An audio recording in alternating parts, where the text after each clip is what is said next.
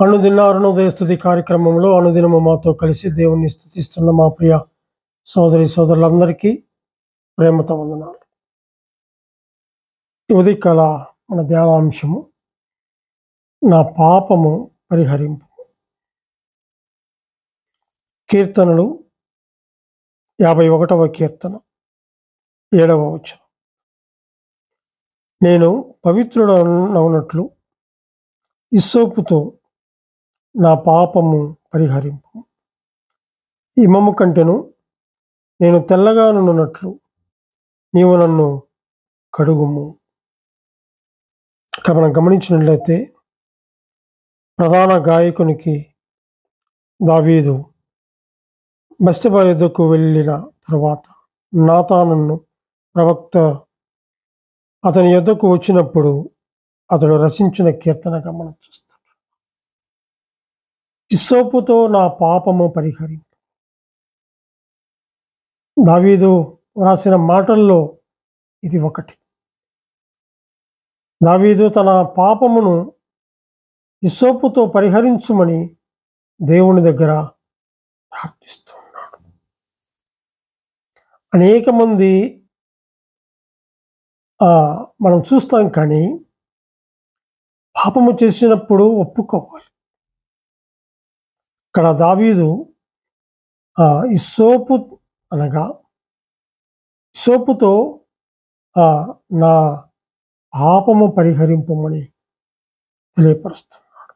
హిస్సోపు అనగా ఏమిటో మనకి తెలియదు. అయితే రాజులు మొదటి గ్రంథం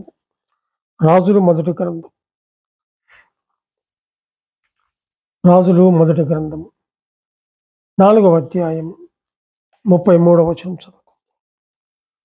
రాజులు మొదటి గ్రంథము 4వ అధ్యాయము 33వ వచనం.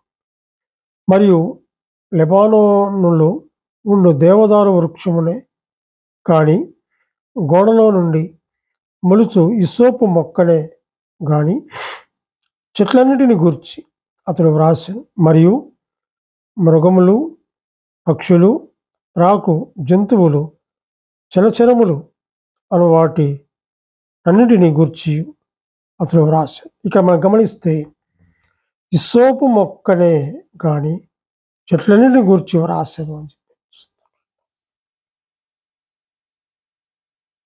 హిస్సోపు అనే ఒక మొక్క లేఖనంలో వ్రాయబడిన అనేకమైన విషయాలు క్రీస్తును సూచిస్తున్నటువంటి రీతిని హిస్సోపు కూడా యేసుక్రీస్తును చూపిస్తుంది. హిస్సోపు ఒక మొక్కగా చెప్పబడింది.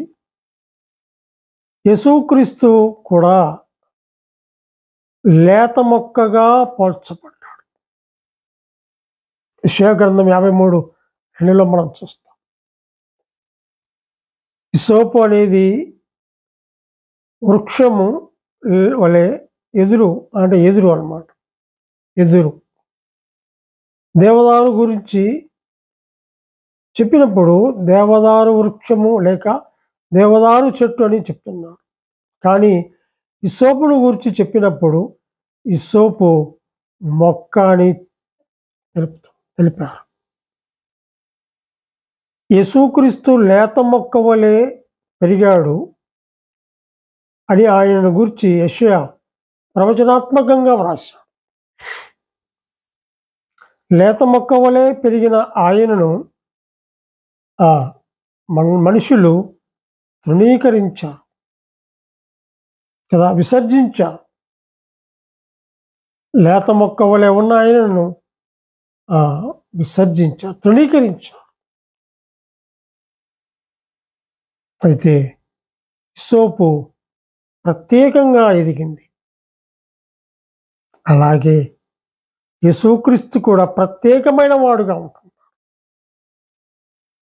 ఆయన ప్రత్యేకమైన వాడు. హిస్సోపు అన్నది ఒక మొక్క అయినప్పటికీ అది అన్ని మొక్కల వలె భూమి మీద మొలవదు, గోడలో నుండి మొలిచింది, ప్రత్యేకంగా ఉంటుంది. అందుకే యేసుక్రీస్తు కూడా ప్రత్యేకమైన వాడు.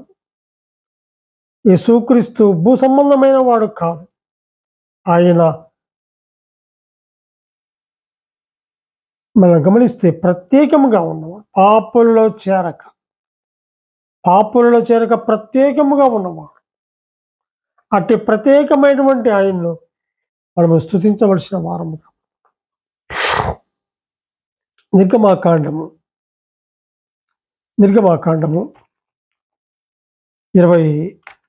12వ అధ్యాయము 22వ వచనం చూద్దాం. 22వ వచనం. మరియు హిస్సోపు కుంచె తీసుకుని పళ్ళెములో నున్న రక్తములో దాని ముంచి ద్వారబంధ్రపు కమ్మికిని 2 నిలువు కమ్ములకును ఆ పళ్ళెములోని రక్తము తాకించవలెను. తరువాత మీలో ఎవరును ఉదయం వరకు తన ఇంటి ద్వారము నుండి బయటలు వెళ్ళకూడదు అని చెప్పారు. హిస్సోపు కుంచె రక్త ప్రోక్షణకు వాడతారు. అయితే ఇక్కడ మనం గమనిస్తే యేసుక్రీస్తు మన కొరకు తన రక్తమును ప్రోక్షించాడు. ఆ హిస్సోపుతో ఆ కుంచుతో అక్కడ మనం గమనిస్తే ఆ పై కమ్మికిని 2 నిలువు కమ్ములకును తాకించినట్లుగా మనం చూస్తాం. ఈ సోపు మొక్కలను కొన్నిటిని కలిపి ఒక కుంచెగా తయారు చేసి దానిని గొర్రెపిల్ల రక్తములో ముంచి ద్వారబంధ్రములకు పూస్తారు.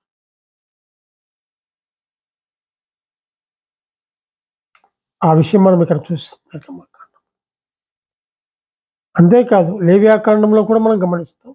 14వ అధ్యాయం 1-17 వచనాలు.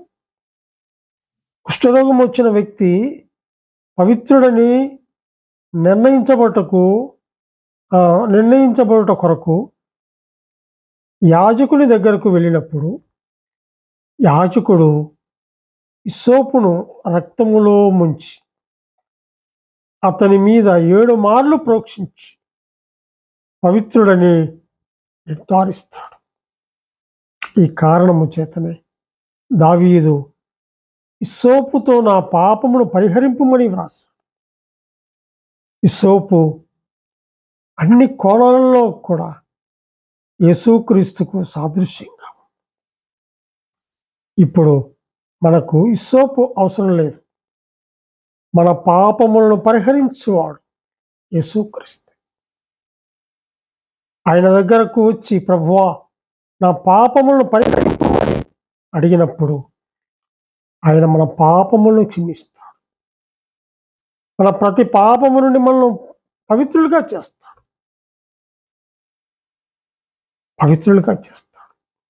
పాపము నుండి పవిత్రులుగా చేస్తాడు. ఒకవేళ ఒప్పుకోకపోతే అగ్నిగుండము, ఒప్పుకుంటే నిత్యము ఆయనతో కూడా సదాకాలం ఉండే భాగ్యాన్ని దేవుడు మనకు అనుగ్రహించాడు. దావీదు తన పాపాన్ని ఒప్పుకొని అయ్యా హిస్సోపుతో నా పాపమును పరిహరించు, నన్ను కడుగు అంటాడు కదా. అక్కడ మనం గమనిస్తే 2వ వచనంలో అంటాడు 51:2 నా దోషము పోవునట్లు నన్ను బాగుగా కడుగు, నా పాపము పోవునట్లు నన్ను పవిత్రపరచుము, నా అతిక్రమములు నాకు తెలిసే ఉన్నవి, నా పాపం ఎల్లప్పుడూ నా ఎదుట ఉన్నది అని చెప్పేసి దావీదు ఒప్పుకుంటున్నాడు. నీకు కేవలము నీకే విరోధముగా నేను పాపము చేసి ఉన్నాను, నీ దృష్టి ఎదుట నేను చెడుతనము చేసి ఉన్నాను, కావున ఆజ్ఞ ఇచ్చినప్పుడు నీవు నీతిమంతుడుగా అవ్వకూడదు, తీర్పు తీర్చున్నప్పుడు నిర్మలుగా అవ్వకూడదు. ఒప్పుకున్నాడు. దేవా నీ కృప చేత నన్ను కరుణింపు, నీ వాత్సల్య బాహుళ్యము చొప్పున నా అతిక్రమమును తుడిచివేయమని చెప్పినప్పుడు, అదిగో ఈ సోపుతో నా పాపములు పరిహరింపమన్నప్పుడు ఆయన ఆయన శుద్ధి చేసినట్లుగా మనం చూస్తాం. ఒప్పుకోవాలి. పాపము చేసినప్పుడు ఒప్పుకుంటే దేవుడు తప్పకుండా దానికి పరిహారం చెల్లించాడు, రక్తం చెల్లించాడు. ఆ రక్త క్రయధనంలోనే, ఆ రక్తములోనే మన ప్రతి పాపమును కడిగి పరిశుద్ధులుగా చేశాడు. అయ్యా నన్ను బాగా కడుగు, అదిగో ఆనాడు దావీదును కడిగినట్లు నన్ను కడుగు ప్రభువా అని చెప్పేసి చిన్న ప్రార్థన చేస్తే దేవుడు నిన్ను రక్షిస్తాడు. దేవుడు తన వాక్యాన్ని దీవించును గాక.